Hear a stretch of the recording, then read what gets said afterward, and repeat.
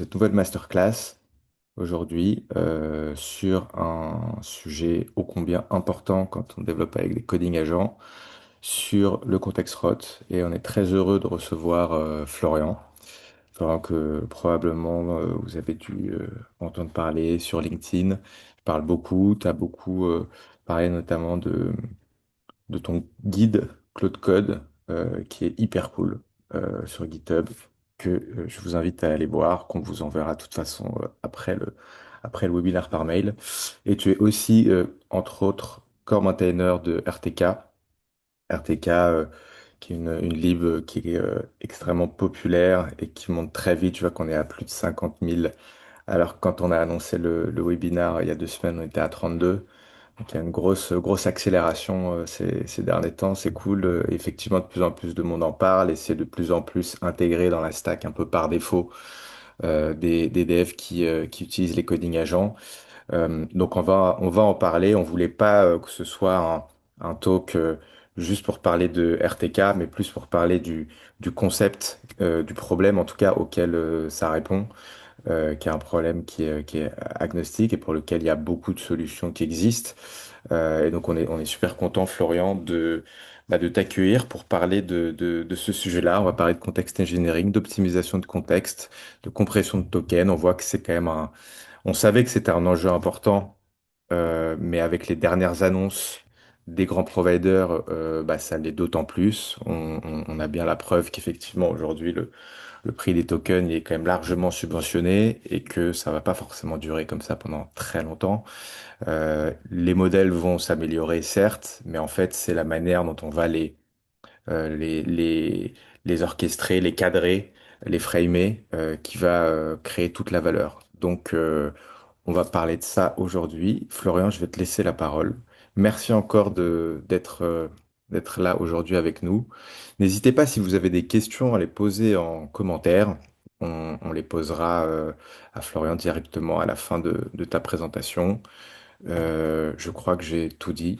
Je vais te donner la parole, Florian. Merci encore d'être là et très bon Trop talk. bien. Hello à tous. Est-ce que vous m'entendez bien du coup? Stan, je sais que tu peux me faire pause. Ouais, n'hésitez pas. Si jamais t'as galère ou pas, j'ai l'impression que la connexion elle galère un petit peu. Et je préviens, on a eu un petit bug juste avant avec Stan en testant. Ça m'a déconnecté, reconnecté. Donc si à un moment je m'en vais, ne vous inquiétez pas, je reviendrai. C'est mon Chrome qui crache. Donc ouais, donc comme Stan le disait, je vais vous parler enfin, de contexte engineering, de contexte prod. Donc, le sujet est ultra vaste. Je vais aborder pas mal de thèmes. L'idée, c'est plutôt pour moi une intro, hein, parce que le sujet mériterait des jours, honnêtement, de formation et tout. Là, c'est vous donner des billes pour que ça ouvre, je sais pas, des chakras, ou pour que vous creusiez, pour que vous me posiez des questions, ou vous alliez lire mon guide, etc. Et effectivement, je vais pas parler que de RTK parce que j'aime pas la dimension marketing, etc. Ça fait partie de mon positionnement. Moi, en gros, c'est voilà, RTK est une solution parmi tant d'autres, marche bien, mais je vais vous présenter à l'heure actuelle un peu tout ce que je connais. Donc pour la faire rapidement, donc moi je suis Florian Brugnot. J'ai un peu moins de 15 ans d'XP dans la tech, mais geek depuis toujours. J'ai eu un carrière pass assez euh, classique où je suis monté jusqu'à CTO, VPN, en étant assez hands-off. Et ça fait 3 ans que je suis redevenu hands-on et 1 an que je suis très très fort et notamment avec et grâce à l'IA en général et particulièrement avec Claude. J'ai je me suis pas luché, on va dire, toute la doc, j'ai creusé, j'ai regardé sous le capot. C'est pour ça que j'ai commencé à rédiger un guide il y a quelques mois que j'ai open sourcé. C'est pour ça que je suis rentré sur des projets open source comme RTK dont je vais parler après et sur d'autres projets. En gros, je fais partie de ceux qui sont excités à fond par cette période, qui jouent, qui s'amusent, et on en parlait juste avant avec Stan, qui bossent pas moins, mais plus, même si l'IA permet d'accélérer, j'ai pour ainsi dire jamais autant bossé, mais jamais aussi autant produit. Juste très rapidement la petite pub, après j'arrête. Donc moi à l'heure actuelle je suis founding engineer, donc c'est le terme. Dans les faits je suis enfin CTO, mais j'aime bien faire le split avec founding engineer dans le sens où je suis vraiment hands-on, hein, 95% de mon temps. Et donc je bosse dans une EdTech qui est encore du early stage où on est AI first. Vraiment en gros la culture est AI first pour toutes les équipes, le produit est AI first, notre façon de travailler l'est aussi. Ce qui fait aussi que pour moi, c'est facile. Donc, en gros, tout est au vert pour qu'on aille très vite et qu'on teste plein de trucs, ce qui fait que ça m'a aidé aussi à m'ouvrir moi-même les chakras sur toutes les méthodologies. Et donc, méthode Aristote, c'est du soutien scolaire avec IA. J'ai mis un QR code pour ceux que ça intéresse. Si vous avez des enfants qui ont entre, en gros, 13 ans, 12-13 ans et le niveau terminal, ça peut vous intéresser. Le produit est cool, ça aide à progresser. J'en dis pas beaucoup plus sur ça. Je vous laisse aller creuser si ça vous intéresse. Après, ça c'est divers de mes projets. Donc je remettrai la slide à la fin. C'est si vous voulez vite fait passer une petite screenshot ou y aller avec le QR code pour voir les différents projets. Je repartagerai. Pareil, c'est la mini pub et j'arrête. Donc au niveau des enjeux du contexte engineering, en fait, faut comprendre quelques termes. En fait, le problème principal, je dirais, c'est le contexte engineering et la gestion de la context window. Donc c'est un truc que vous avez dû entendre, enfin plein de fois récemment. Je veux dire, on en parle concrètement parce que ça a un impact sur les coûts, ça a un impact sur les perfs, ça a un impact sur la qualité de ce que vous produisez. Donc c'est pour moi un des contextes les plus importants. Le CEO de Shopify, on dit, en gros, c'est l'art de remplir en fait la context window avec la bonne information au bon moment. Charpati, avec la petite anecdote du moment, c'est qu'il vient de partir chez Anthropic, voilà, ça hier. Et donc en gros, dans cette phrase, ce qui compte, c'est la bonne information au bon moment, pas plus d'informations, mieux ciblées. Donc en gros, c'est l'idée qu'il faut arrêter de tout envoyer en se disant que plus il en sait, mieux c'est, parce qu'au final, c'est pas le cas. Donc, c'est pas du prompt engineering, le context engineering, c'est vraiment de la conception de système. Si on regarde ici, prompt engineering versus context engineering, en gros, le prompt engineering, si on caricature, c'est juste le fait de formuler la bonne requête conversationnelle pour avoir une réponse. Le context engineering, c'est le fait de construire un système avant même de poser une question. Donc, qu'est-ce qu'on va donner comme info, comment on va le gérer, quelles sont les règles qu'on va charger au bon moment, et ça prend vraiment tout son sens dans les métiers de la tech. Il y a une étude qui était apparue il y a quoi, il y a un an à peu près, ou un peu moins. C'était donc, il y a eu deux études, une étude anthropique interne qui disait qu'ils avaient, eux, perçu une augmentation de l'ordre de 67% de la vélocité. Il me semble que depuis, ça a encore augmenté. Et il y avait une autre étude de METR qui disait, lui, à l'inverse, qu'il y avait eu moins 20% à peu près de performance. Donc, en gros, on pourrait se dire que c'est bizarre, c'est une contradiction, mais en fait, la grosse différence, c'est que Anthropic, c'est leur taf, ils avaient un contexte bien structuré, bien maintenu, un Cloud MD, des rules, des profils, la loupe ACE, etc. Alors que sur METR, c'était une étude plus large avec pas mal de gens qui découvraient encore. Il y avait quand même des devs expérimentés, mais des sessions vides, pas vraiment d'architecture, le fait de recommencer à zéro à chaque fois. Donc concrètement, la variable d'ajustement, c'est pas le modèle utilisé, c'est pas l'abonnement, c'est pas le niveau du développeur, au sens technique du terme, j'entends, c'est le fait d'avoir ou non construit un système autour de l'outil. Et donc le context engineering, pour moi, c'est une nouvelle compétence à part entière pour éviter justement l'un des problèmes dont le nom est le contexte rot, donc le fait que le contexte pourrisse littéralement. C'est parce qu'en fait, le contexte, il va se dégrader. Et pourquoi il se dégrade? C'est qu'en fait, le premier, c'est que quand on double la taille du contexte, en fait, on va pas simplement doubler les calculs, on va plutôt les quadrupler. C'est une courbe. Donc la tension, elle est quadratique. Donc à 200 tokens, on parle de milliards de calculs par couche potentiellement. Donc chaque token est en compétition avec tous les autres.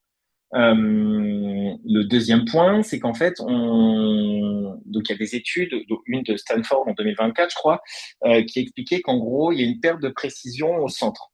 Donc concrètement, dans le centre de la context window, il y a des informations qui sont mal interprétées, mal connues.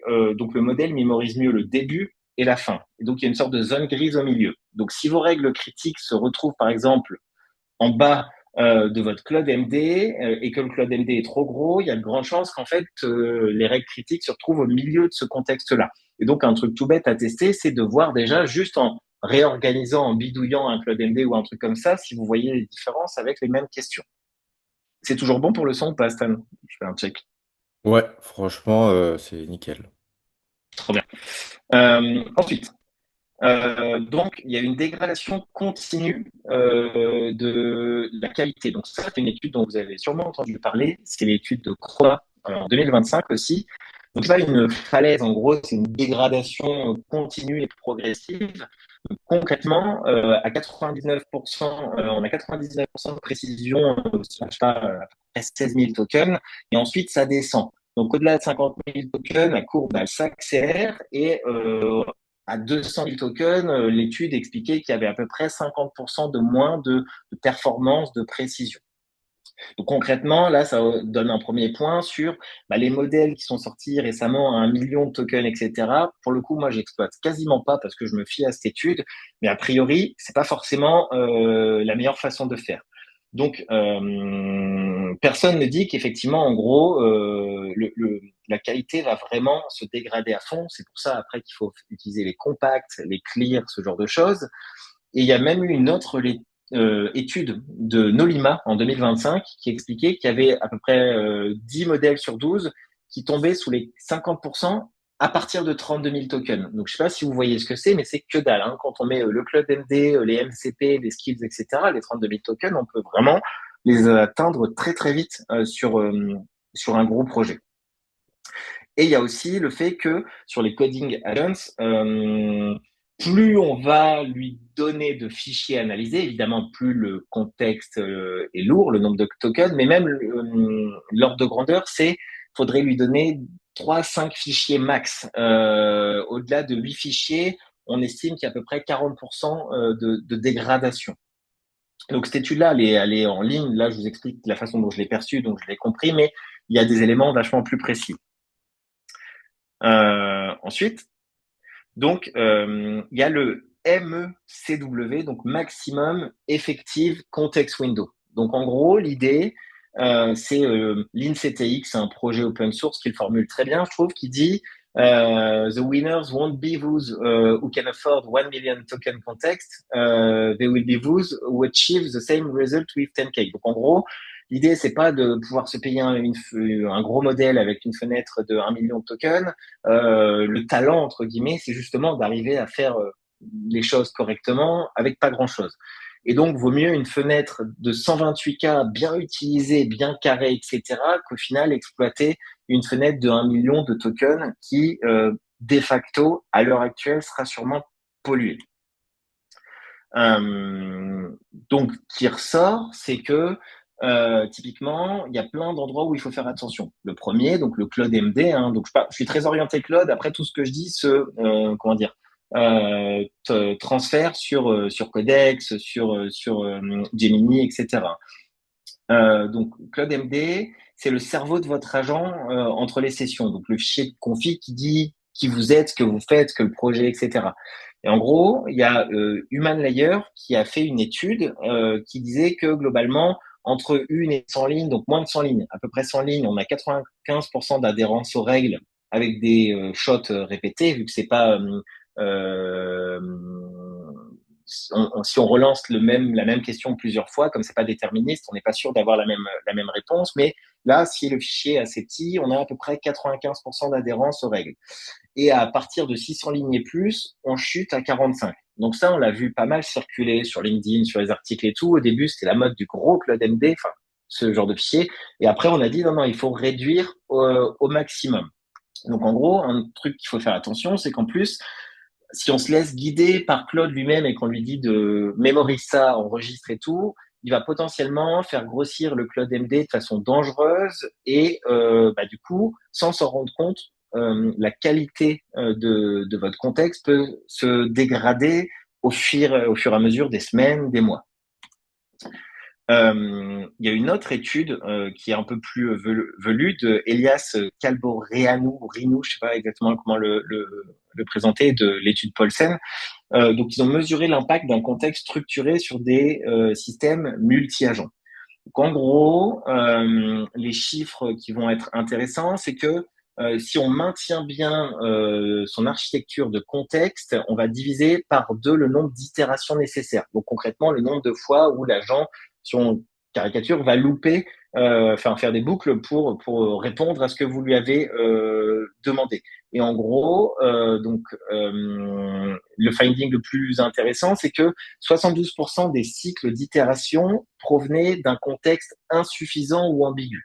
Donc, ce que l'étude explique, c'est qu'il faut bien faire attention, en fait, à maintenir c'est un équilibre, en fait, ni trop ni trop peu. Et ils font une sorte de package de contexte en 5 rôles.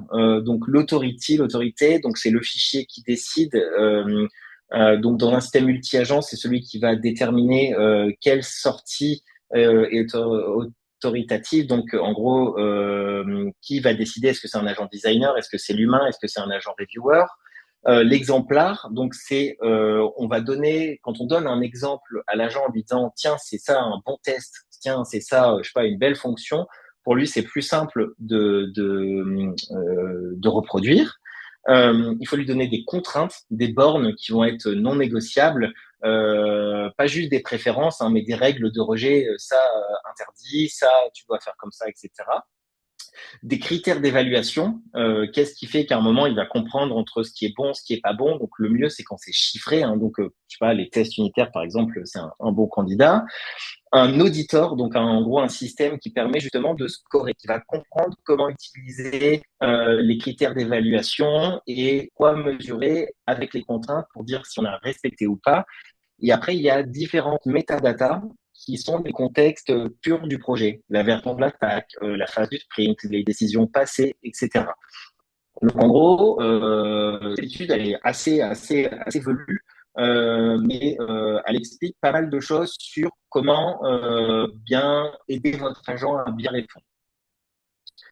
Au niveau des vecteurs du contexte ROT, il y a plein d'endroits où on peut venir pourrir le contexte. Concrètement, donc au niveau CLI, donc le fait de faire plein de commandes, des git logs, des greps, les vitesses, etc.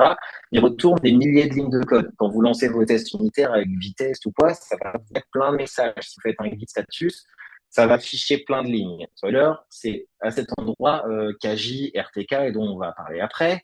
Il y a aussi tout ce qui vient des MCP qui va être injecté, etc. Il y a la verbosité du modèle en lui-même, hein, comment il reformule, il récapitule, il remercie, il félicite, enfin, plein de choses. Il y a la structure du code, donc comment les fichiers qui sont chargés et tout en mémoire. Donc là, on arrive, on retrouve des concepts qu'on connaissait avant l'IA de découpage plus intelligent des fichiers, et des différents concepts solides et tout qu'il faut respecter. Il y a le config blot, donc le fameux Claude MD qui peut être trop chargé, mais également tous les fichiers qui pourraient être listés comme importants dans votre Claude MD. Il y a l'historique de votre session. Évidemment, au bout de 3 heures de session ou même 1 heure, on a beaucoup plus de contexte et de données accumulées qu'après 10 minutes. Et après, il y a aussi les schémas MCP. Donc en gros, il y a tout ça à savoir. La bonne nouvelle, c'est qu'en fait, il y a des projets open source ou payants qui se sont mis sur tous les créneaux. Donc chaque vecteur est adressable indépendamment. Certains essayent de tout couvrir, mais en vrai, c'est presque des spécialités. Donc là, l'idée, la suite, c'est que je vais vous présenter justement aussi les différents outils qui permettent d'adresser quel vecteur. Donc il y a juste une petite question comme ça où vous pouvez réfléchir, c'est vous en êtes tous sur ce que j'appelle le modèle L0, L5, donc de le niveau 0 pour moi dans l'utilisation de l'IA, c'est j'ai aucune config, hein, c'est le mode chatbot. Hein. On utilise juste ChatGPT, Claude comme un chatbot et on réexplique à chaque fois. Le niveau 1, si on a un Claude MD qui crée à une session et qu'on réutilise, donc des lignes qui vont être accumulées, pas trop, etc., qui vont permettre de travailler. Et encore au niveau 1, on pourrait dire que c'est même il est trop gros. Au niveau 2, on l'optimise. Donc après, on va apprendre à travailler correctement sa config, on va apprendre à utiliser les bonnes règles aux bons endroits. Et ça, on le voit, c'est que dès qu'on travaille sur un projet à plusieurs personnes, genre un monorepo comme c'est le cas chez nous, qu'il y a plusieurs développeurs qui ont potentiellement des systèmes, des agents différents, etc., on se rend compte qu'au bout d'un moment, si on fait pas ce qu'il faut, nos agents à la même question répondent pas la même réponse. Donc ça, faut faire attention. Au niveau 3, il y a les rules path scope. Donc là, c'est l'idée dans vos règles, enfin, dans Claude, entre autres, vous pouvez en gros lui dire à quel moment il va charger quelles données. Si vous faites du front et du CSS, entre guillemets, on s'en fout des règles PostgreSQL. Par contre, il faut savoir quand même ce que le projet fait. Donc là, c'est pareil, c'est cette idée dans votre projet, il y a une arborescence et il faut placer des Claude MD euh, comment dire, parents et enfants, il faut appliquer les règles et les skills à certains endroits. Donc ça, il faut arriver à jongler. Ça change vraiment la donne au niveau du contexte. Après, en niveau 4, il faut pas juste croire que ça marche. Il faut valider. On fait des tests unitaires pour valider que le code fonctionne. En gros, là, c'est faire des sortes de canary check, de faire des scripts. Moi, j'ai un script qui tourne qui vérifie. Donc concrètement, j'ai des questions que je pose à chaque fois que je pull ma branche, etc., à mon agent, qui va vérifier s'il a toujours les bonnes réponses. Pour qu'il y ait une sorte de drift en fait de la connaissance, parce que je sais pas, on a fait un bump de dépendance qu'on n'a pas documenté. Bon, bah, il sait pas que vous êtes en XJS 16 et puis en XJS 15. Du coup, il va vouloir appliquer des choses qui sont plus valides. Donc, en fait, même dans la CI, il faut en fait justement aller contrôler tout le contexte. Et après, le niveau 5, chez nous, en tout cas, à date, c'est plus élevé. On a des profils YAML par développeur. Donc, en gros, les fichiers Cloud MD, agents.md, cursor rules, etc., sont générés, sont non versionnés, et en fait, sont générés à partir de certaines documentations et de scripts qui assemblent. Un développeur front senior aura pas besoin du même contexte qu'un développeur back junior qui va pas bosser sur les mêmes parties du code. Dans les faits, au bout d'un moment, on doit choisir et si quelqu'un fait vraiment que du front, j'en sais rien, il n'a pas besoin de connaître certaines règles back. Donc, tout ça, nous, on l'assemble avec des scripts. Donc ensuite, pour la suite, donc comment RTK y répond. Là, je vous parle un peu de RTK et après, je vous parle de reste. Donc RTK, c'est un outil assez trivial en fait. Quand Claude il va déclencher une commande, par exemple un git status, un vitess run ou autre, vous allez avoir en fait un certain nombre de lignes de réponse. Et l'idée là, avec RTK, on a mis un hook de pre-tool use, donc qui vient intercepter le signal avant que le résultat rentre dans le contexte. Et RTK, en fait, il va filtrer, il va dégraisser. Donc, si on voit par exemple là où il y a le moins 93, sur certaines commandes, quand on fait un git log ou un truc comme ça, on n'a pas besoin de tout.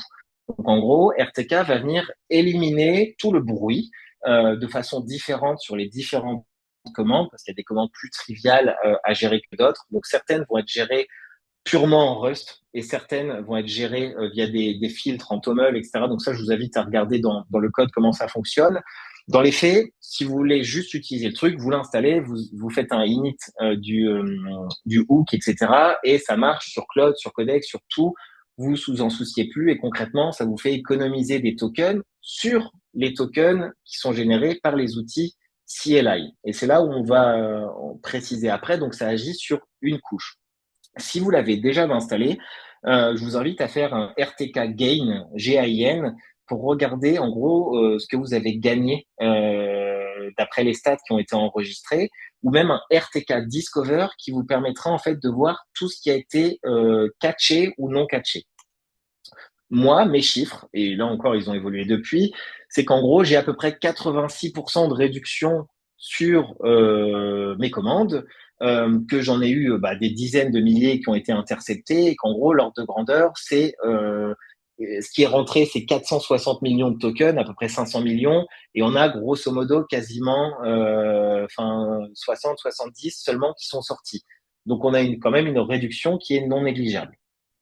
Donc la commande dont je parlais là, c'est RTK Discover, qui vous permettra de voir justement ce qui a été analysé. Et il y a même des paramètres comme le -all si à un moment vous voulez voir ce qui rentre, ce qui ne rentre pas, comment optimiser, comment contribuer au repo. Et donc sur le repo RTK, il y a 50 000 stars, mais même 52 000 je crois. Mais il y a aussi 500 issues, 400 pull requests, parce que énormément de gens l'utilisent et énormément de gens veulent contribuer, ce qui est super cool, ou demandent des améliorations parce que c'est infini. Hein. Vous imaginez que ça se reproduit sur à peu près toutes les commandes que vous pouvez avoir dans le bash, dans le terminal. Tout ça, l'agent peut les jouer et donc il faut le réduire. Euh, donc moi, les commandes typiquement qui sont les plus impactées, le git log statut, le git status, le diff, les tests unitaires avec vitesse, le PNPM list. Il y a des commandes pour lesquelles ça marche très bien, il y a des commandes pour lesquelles ça marche pas très bien, ou moins bien en tout cas. Et après, ce qu'il faut savoir aussi, c'est qu'il y a un moment où si jamais une commande n'est pas implémentée, il y a un fallback. Donc en gros, c'est soit ça aide, soit ça réduit, soit ça ne fait rien et ça renvoie juste, en fait, ça reforward la commande initiale. Donc là, le projet, honnêtement, il tourne bien. Il y a encore des améliorations et ce que je disais, donc, il tape sur la couche 1. Et après, c'est là où c'est pas silver bullet, ça répond pas. Surtout, il y a encore beaucoup de couches qu'on peut améliorer pour réduire la taille du contexte. Donc si j'avance, il y a toute la partie sur les MCP. Donc un truc tout bête, c'est faites votre slash MCP, regardez ce qui est utilisé ou pas, désactivez ce qui n'est pas utile. Vous pouvez utiliser des projets comme Context Mode, par exemple également, sur la couche 2. Sur la couche 3, l'idée c'est le output style. Donc en gros, c'est le style de réponse. Vous avez sûrement dû entendre parler de Caveman, l'homme de Cro-Magnon, qui parle de façon plus réduite. On réduit la verbosité pour faire moins de tokens aussi. Et après, il y a toute une partie sur tout ce qui est API Gateway. Mais concrètement, si on utilise avec les licences Cloud Code Max Pro, on n'a pas de clé API à intercepter, etc. Donc, c'est moins puissant. Donc, pour l'instant, on se concentre plus sur les couches 1 à 3. Pour donner quelques outils, après, on pourra en reparler. Donc, il y a RTK sur la couche 1. Il y a l'InCTX qui, dans les faits, va sur quasiment toutes les couches. Je l'ai testé récemment. Ça marche plus ou moins bien. Je vous invite à tester. Mais moi, j'ai eu des erreurs qui ont fait que je l'ai désinstallé. Il faut que je crée des issues. C'est pas encore tout à fait sec. Après, je leur jette pas la pierre. On a eu les mêmes problématiques sur RTK il y a quelques semaines. Sur la couche 2, il va y avoir la partie MCP Sandbox et la gestion de la mémoire. Donc en gros, l'idée, ça va être par exemple avec l'INCTX, il utilise par exemple l'algorithme de BM25, donc c'est Best Matching. Donc c'est un algorithme qui va rechercher par pertinence lexicale. Donc concrètement, là où RTK ne travaille que sur les commandes, eux, ils vont faire en sorte que les fichiers qui sont censés être référencés et donnés à Claude vont être triés et on va évaluer en fait les différents fichiers pour au lieu de lui envoyer 100 références, on va lui envoyer 5 références possibles. Donc ça fait que le contexte sera moins utilisé, mais ça veut dire que vous ne maîtrisez pas une partie du tri qui est fait, donc potentiellement il va louper des choses. Et c'est ça moi qui m'a en partie dérangé. Après, il y a des outils comme MCP2 CLI. Donc, le protocole MCP, il y avait un problème structurel qui était que, en gros, tout était chargé. Au début, tout le monde installait tous les MCP quand c'était la hype, et moi le premier, et on se rendait compte que on chargeait tous les outils et que ça cramait un nombre de tokens ahurissant. Donc, depuis la version 2.1.7, Claude a fait du lazy loading, en gros, ou du deferred loading plutôt, qui permet en fait d'éviter de charger les outils tout au début, mais que quand on en a besoin. En fait, dans les faits, par contre, c'est qu'on peut encore optimiser quand même ça. Donc, il y a des outils comme MCP2CLI, justement, si vous n'utilisez pas Cloud Code. J'ai pas regardé si les autres outils avaient aussi mis le deferred loading en place. Mais dans tous les cas, ça n'empêche pas qu'il faut avoir des bonnes pratiques. Si vous travaillez sur du front et que vous avez le MCP Figma, fair enough, mais désactivez peut-être le truc de base de données si vous avez, je sais pas, le MCP Postgres ou Sentry, qui est un des MCP qui prend beaucoup de tokens. Donc en gros, l'idée, c'est chaque session, potentiellement, vous devriez vous embêter à dire, OK, je vais bosser sur ça, je désactive, j'active tel ou tel MCP. Donc c'est pénible, mais ça permet d'optimiser, surtout si vous n'avez pas, on va dire, un budget illimité pour les licences. La couche 3, donc le niveau de réponse, à l'heure actuelle, bon, c'est Caveman qui semble être le plus fonctionnel, le plus connu en tout cas. Donc le principe, c'est qu'il répond comme un humain fatigué. Il va à l'essentiel, il reformule pas. Mais ça, en fait, c'est juste un prompt, si je caricature. Donc ça, vous pouvez vous-même le faire au bon niveau dans votre projet. Moi, je l'ai fait, par exemple, sans le savoir à l'époque. C'était, je lui demandais d'être concis et d'être efficace dans ses réponses, d'être brut. pas tant pour économiser des tokens, mais parce que j'avais la flemme de lire des trop gros trucs, donc je lui demandais de me faire des bullet points. Et donc, en gros, Caveman a poussé ce truc-là à l'extrême avec plusieurs niveaux. Donc, je vous invite à le tester, à regarder, à voir si ça correspond avec votre projet. Encore une fois, l'INCTX s'y est engagé avec le --UC. Et il y a LLM Lingua. Donc là, je suis assez rapide. Je vous donne juste des noms, des idées de trucs à aller creuser. Donc voilà, la vue d'ensemble, le CLI, les proxys. Ensuite, la partie réflexion, gestion du code, des bons fichiers qui vont être utilisés et tout. Et après, la partie réponse en tant que telle des modèles et la partie API. Il y a des outils que vous pouvez tester aussi, c'est Codeburn qui permet d'auditer vos sessions pour regarder et vous donner des insights. Ça se fait vite.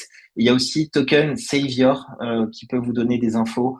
Donc en fait, alors ça c'est les outils que moi j'ai identifiés, mais il y en a plein, ça bouge toutes les semaines. Mais en gros voilà, intéressez-vous à ça et mettez-vous une sorte de reminder quasiment mensuel ou voire hebdo de nettoyer votre contexte, exploiter les outils et faire un coup de cleaning. Donc là, c'était juste une vue pour voir un peu comment on peut positionner les outils. J'accélère un peu parce qu'on a perdu un peu de temps avant. Encore un rappel sur les différents outils, comment ils se positionnent. Et alors, si le nombre d'étoiles pouvait être un indicateur de qualité, je suis pas sûr que ça soit le cas, mais en tout cas, ça vous donne des idées plutôt de ce qui est plus mature et de ce qui l'est moins.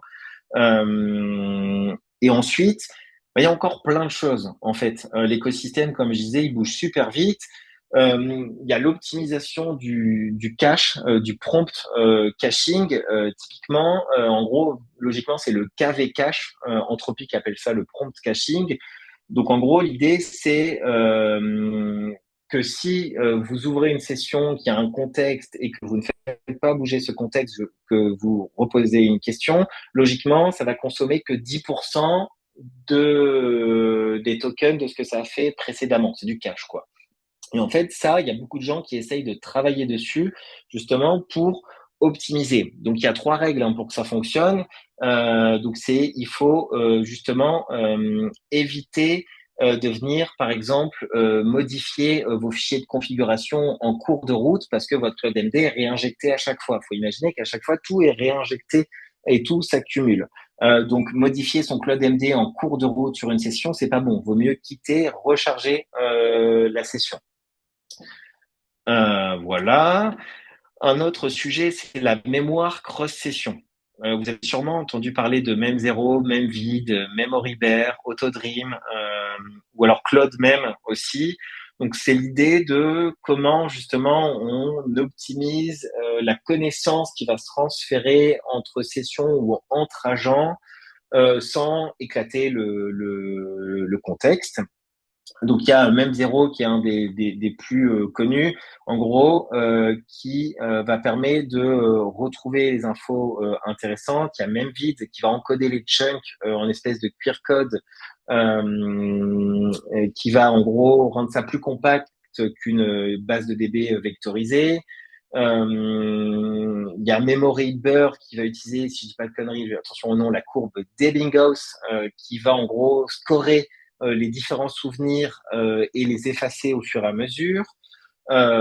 Autodream, c'est Claude Code qui l'a sorti en mars ou un truc comme ça, qui va consolider entre les sessions en lisant les JSON-L, donc les logs de vos sessions, et qui va résoudre les contradictions et qui va sauvegarder ça dans un fichier memory.md. Donc ça, c'est sur la partie stockage. Et après, il y a la partie récupération. C'est comment on va chercher justement la bonne mémoire au bon moment. Simple même, si j'ai bien compris comment ça fonctionne, en gros, il y a trois index en parallèle et ça va permettre d'optimiser le chargement et d'aller en gros de ce qu'ils annoncent, aller faire quasiment 30 fois moins de tokens que le contexte initial complet. Il y a Evolve même, donc à chaque fois il y a des études, il y a des papiers sur ça, qui en gros fait une boucle d'évaluation, diagnostic, proposition et règles qui en fait va optimiser la configuration de récupération elle-même au fur et à mesure. Donc voilà, il y a plein de choses plus ou moins alambiquées. Après, je suis pas expert là-dedans, mais bon, bah, en fonction de ce qui vous intéresse et de vos problématiques, je vous invite à regarder. Hop, avant ça, je reviens. Ce qu'il faut garder en tête aussi, c'est qu'après, il y a des problématiques de comment on fait en sorte que les agents d'une équipe aient la même connaissance et gardent. Un truc sur lequel on essaye de travailler dans la boîte, c'est faire en sorte que ma session Claude ait le même niveau de connaissance et à l'instant T que la session Claude, par exemple, de mon collègue Nicolas. Donc, ça veut dire, dans un monde idéal, Nico, s'il commence un ticket, son Claude devrait arriver à lui dire, ah bah non, ça sert à rien, Florian l'a déjà embarqué. Ça voudrait dire qu'il y a une sorte de mémoire centralisée et synchronisée. Et là, j'ai commencé à regarder, il n'y a rien qui le fait de façon facile, mais il faut imaginer le potentiel que ça pourrait avoir si vous-même, tous vos agents, connaissent ce sur quoi travaillent les autres agents. Et ça, au niveau d'une équipe, ça pourrait être juste phénoménal. Il y a des boîtes qui ont en partie répondu à ça, comme Ripple Tide, s'il me semble qu'ils ont sorti un outil qui permet d'enforce le déterminisme des règles et en gros, ils vont en partie travailler sur cette mémoire commune. Voilà. Et donc concrètement, si je devais vous donner quelques tips, bah installer RTK, hein, pas pour faire de la pub, mais parce que c'est simple, ça marche bien, vous n'allez pas à vous prendre la tête et vous allez sauver des tokens. Testez les autres projets aussi parce qu'ils vous en feront gagner. Auditez votre Cloud MD, regardez la taille qu'il fait. Auditez vos MCP et coupez-en. Regardez si vous avez bien transféré toutes vos commandes en skills. Si vous faites un slash skills, vous devriez voir qu'on appelait les commandes avant. Maintenant, tout est skills et il faut préciser ce qui doit être désactivé, activé en autoload, activé uniquement avec le naming ou activé que comme une commande à l'ancienne. Donc, c'est-à-dire qu'il n'y a que vous qui pouvez l'appeler. Et après, bah, utiliser des outils d'audit pour comprendre Token Savior, Code Burn, etc. En gros, prenez le temps d'auditer, c'est intéressant. Et donc pour finir, tout ça pour dire que en fait, bah, c'est pas si simple que ça. Le contexte système, le contexte engineering, en vrai, c'est une infrastructure de développement, hein. Donc ça se construit et ça se maintient. C'est comme une belle code base concrètement. Il y a plein de nouveaux skills à connaître et donc ça va créer aussi des nouveaux métiers parce que franchement c'est ultra hardcore de tout suivre et moi je vous l'ai dit très rapide et je suis sûr que je ne saurais pas répondre à toutes vos questions. Mais voilà, j'ai fini sur ce que je voulais vous raconter. Ça, si tu veux reprendre ma question. Bien sûr, super. Merci beaucoup, Florian. C'était hyper intéressant, hyper complet. Pouvoir décomposer comme ça un peu toute la chaîne de valeur du contexte et de voir les différents layers sur lesquels on peut travailler et de comprendre comment RTK s'inscrit dans tout ça et qu'effectivement c'est une partie de la solution au problème et qu'il y a pas mal d'autres trucs à maintenir. Il y a quelques questions, n'hésitez pas à poser vos questions dans les commentaires. Juste avant, moi j'ai quand même une petite question à te poser. Florian, c'est effectivement, il y a l'air d'avoir une quantité d'outils assez phénoménale.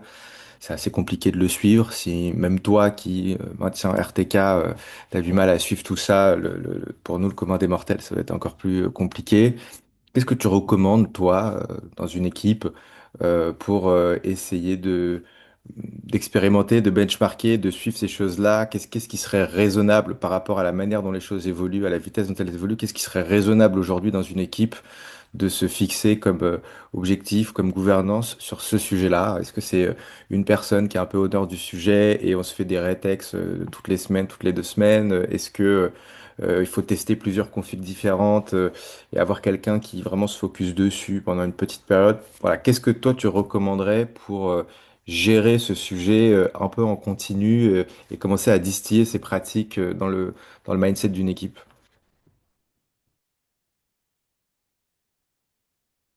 Alors, désolé, je pense que j'ai eu le lag de David, donc je pense avoir compris Ah, le alors attends, fil Florian, de. là pour le coup c'est très très dégradé ton audio. Euh, c'est fou parce qu'on a réussi à parfaitement t'entendre pendant la Je presse. reconnais. Vas-y, ouais, je te laisse te reconnecte. Et je vois en parallèle les quelques questions qu'on a, comme ça je triche un peu. Euh, on a deux questions de Jérôme. On a de la liste d'autres outils côté Cédric. Est-ce que c'est mieux ou pas? Alors vas-y, j'ai l'impression qu'il Allô, faut allô. parler un peu pour qu'il s'habitue. Ouais, moi, j'attends Euh, donc vachement. c'est pas idéal. C'est tellement bizarre parce que ça marchait bien quand tu parlais tout à l'heure. Vas-y, Je vais essayer de voir si je peux plutôt dans l'endroit. Euh, mais je vois bien que alors là, c'est complètement saccadé. Si t'as un autre setup.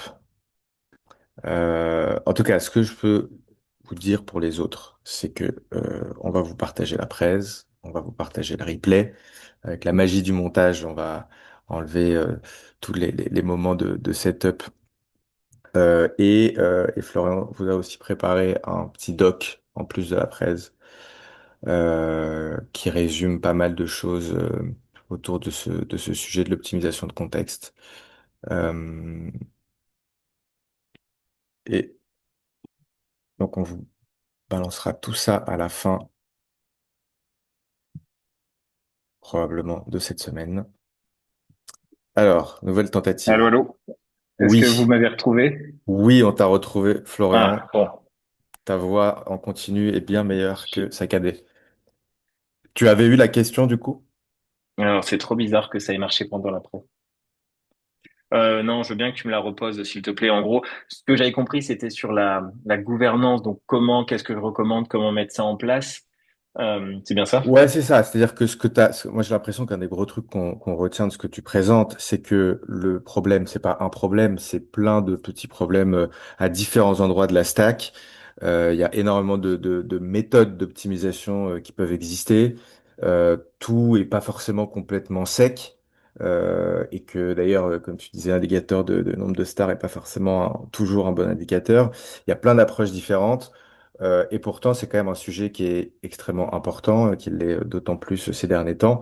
Qu'est-ce que tu recommanderais à une équipe aujourd'hui sur comment on va travailler cette optimisation du contexte avec toutes les solutions qu'il peut y avoir? Est-ce qu'il faut faire ça de manière un peu récurrente? Est-ce qu'il faut qu'il y ait un champion de ce sujet-là? Est-ce qu'il faut essayer d'expérimenter, que chacun puisse y aller avec les différents sujets, faire des rétex? Voilà, qu'est-ce que tu recommanderais comme manière d'approcher ce sujet-là dans une équipe slash une orga.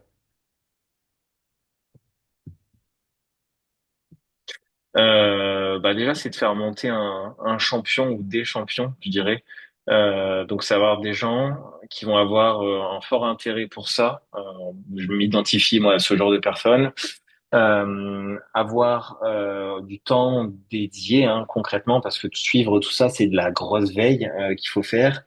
Je pense qu'il faut faire un gros kick un peu en mode donc le champion se forme et après va former les autres pour un peu tout ce que je vous ai expliqué pour faire un audit du contexte, aller vérifier, par exemple, tout bête, hein, vous ouvrez votre session cloud dans votre projet. Là, si vous faites un slash contexte, combien de pourcents sont déjà chargés? Et bah, faut imaginer que le plus bas, c'est a priori le mieux c'est.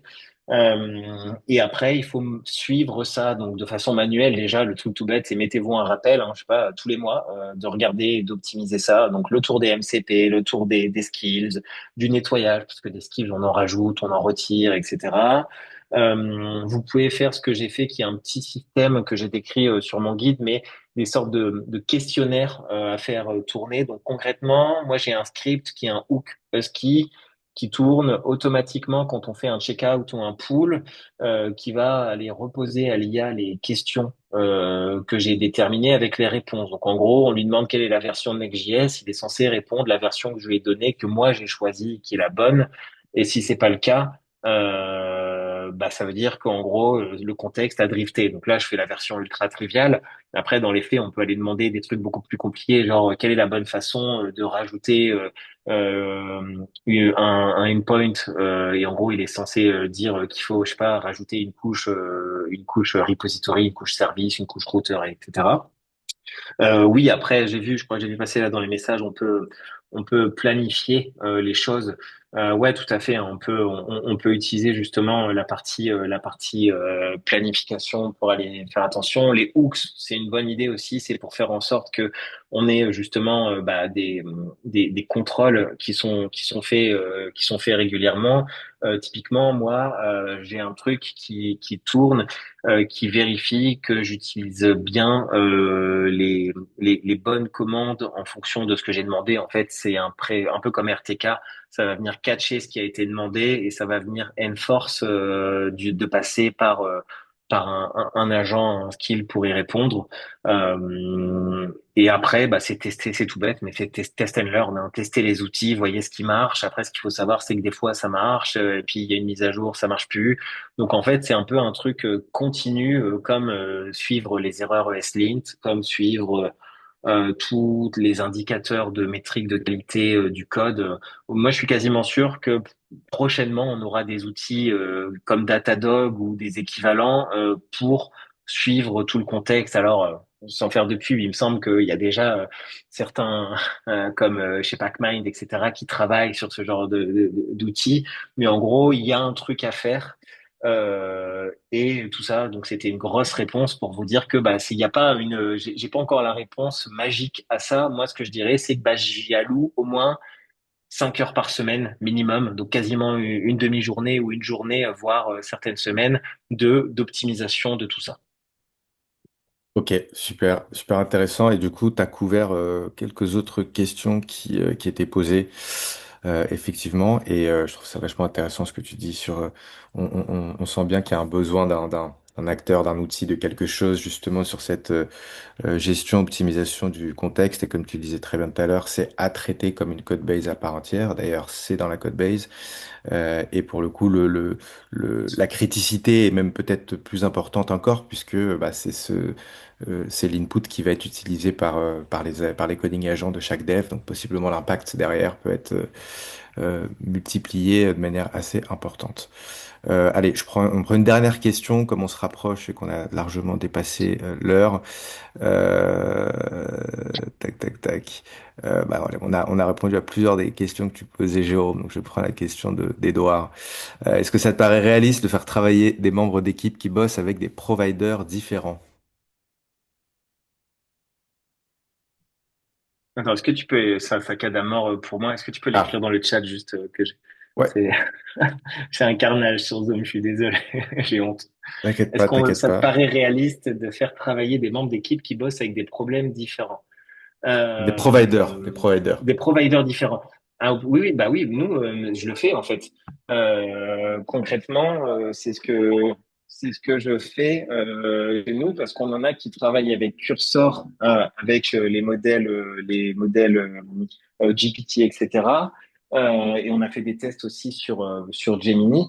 Donc oui, ça se fait, mais pour que ça se passe bien, ça veut dire avoir une config un peu plus velue. Ça veut dire que vous allez avoir votre config Claude MD qui va pointer peut-être vers des fichiers qui vont être centralisés. En gros, j'utilise beaucoup de systèmes avec des liens symboliques pour être rentré un peu technique, parce qu'on a une config pour Codex, une config pour Cursor, une config juste agent, une config Claude. Et tout ça est généré, comme je disais, à la volée avec des scripts. Et on utilise après des liens symboliques pour aller justement chercher les infos aux bons endroits. Donc concrètement, oui, c'est réaliste, ça se fait, nous on le fait, mais ça implique de prendre le temps de bien brancher et encore une fois de faire ces checks. Mais maintenant, nous, bah, la fameuse liste des 60 questions qu'on pose, si moi je la tourne avec ma session Cloud sur mon Mac et que mon collègue qui utilise Codex sur Windows le fait, on a les mêmes réponses. Donc ça, c'est un truc que j'ai documenté où je pourrais refaire après s'il y en a qui ont des questions ou au travers de Stan, je pourrais faire une sorte de, je sais pas, de petit doc que je ferai tourner. Ouais, ouais, c'est pas quelque chose qui est censé être bloquant et d'autant plus que on voit que des outils, bah, typiquement Codex, qui a bien musclé son jeu récemment, maintenant importe très bien la configuration Claude au moment du init. Donc il y a une sorte je sais pas comment dire, de normalisation qui est en train de se produire. Donc ouais, non, c'est un peu comme pour les IDE à l'époque. Moi, je propose à mes devs de choisir celui qui leur convient le mieux, hein, que ce soit par rapport au modèle ou à l'outil. Moi, je suis très team Claude, un peu parce que c'est celui que j'ai préféré. Après, dans les faits, je dirais même que c'est sain d'avoir plusieurs providers pour faire des code reviews. Typiquement, faire une code review à Opus et après la faire faire également à Codex ou à GPT 5.5.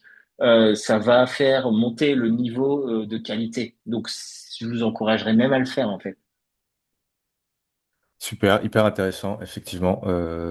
À recommander, ça implique un peu du travail en plus, mais le jeu en vaut probablement la chandelle. Et tu l'as cité tout à l'heure, mais effectivement, c'est aussi un des sujets qu'adresse PacMind, où ils vont te générer justement un certain nombre de fichiers de contexte qui correspondent à chacun des différents outils qui existent.